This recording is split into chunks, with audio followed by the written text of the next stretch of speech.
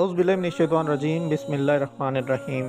Royal creations کے معزز دوستو، السلام علیکم۔ دوستو، مختلف ادوار میں مختلف انبیاء اکرام اللہ تعالیٰ کی طرف سے اس دنیا میں بھیجے گئے، جو اللہ تعالیٰ کا پیغام لوگوں تک پہنچاتے رہے۔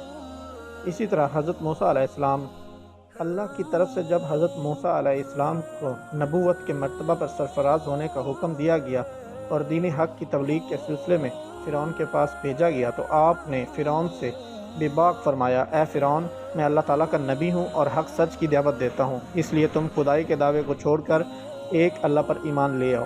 فرعون کہنے لگا، اے موسیٰ، اگر تم اللہ تعالیٰ کے نبی ہو تو کوئی معجزہ دکھاؤ۔ حضرت موسیٰ نے فرمایا، یہ دیکھو۔ اس کے ساتھ ہی آپ نے اپنا عصا مبارک زمین پر ڈال دیا۔ وہ عصا مبارک زمین پر آتے ہی ایک بہت بڑا اژدہا بن گیا، جو اپنا زرد رنگ والا منہ کھول کر زمین سے 1 کلومیٹر سے بھی زیادہ اونچائی تک اپنی دم پر کھڑا ہو گیا۔ اس کا ایک جبڑا زمین کے اوپر لگ رہا تھا، جبکہ جبڑے کا دوسرا حصہ فرعون کے محل کی دیوار کے اوپر لگ رہا تھا۔ اچانک اژدہا نے حرکت کی اور اس کا رخ فرعون کی طرف ہو گیا۔ فرعون نے یہ منظر دیکھا تو وحشت زدہ ہو کر اپنے تخت سے کود کر بھاگ اٹھا۔ اژدہا کا رخ فرعون کی طرف تھا۔ فرعون لگاتار بھاگتا ہوا لوگوں میں گھس گیا۔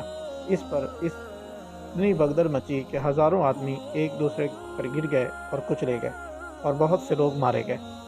فرعون ڈرتا ہوا گھر کے اندر داخل ہو گیا اور اس نے چیخ و پکار شروع کر دی اور کہا، اے موسیٰ، تجھے اس کی قسم جس نے تجھے نبی بنایا ہے، اس کو پکڑ لو۔ چنانچہ حضرت موسیٰ علیہ السلام نے اس کو اٹھا لیا تو وہ پھر اژدہا پہلے کی طرح عصا بن گیا۔ اس پر فرعون نے سکون کا سانس لیا۔ یہ معجزہ دیکھ کر بھی فرعون اللہ تعالیٰ کی وحدانیت پر ایمان نہ لایا اور پھر اپنی مشرکانہ حرکتوں پر اتر آیا۔ حضرت موسیٰ علیہ السلام نے ہمت نہیں ہاری اور بار بار فرعون کے دربار شاہی میں اللہ رب العزت کی طرف بلانے کے لیے کلمہ حق بلند کرتے رہے۔ دوستو، یہ تھی ہماری آج کی ویڈیو۔ امید کرتے ہیں ویڈیو پسند آئی ہوگی۔ ویڈیو پسند آنے کی صورت میں ہمارے چینل کو لائک کریں، سبسکرائب کریں اور اپنے دوستوں کے ساتھ شیئر کریں۔ اللہ حافظ۔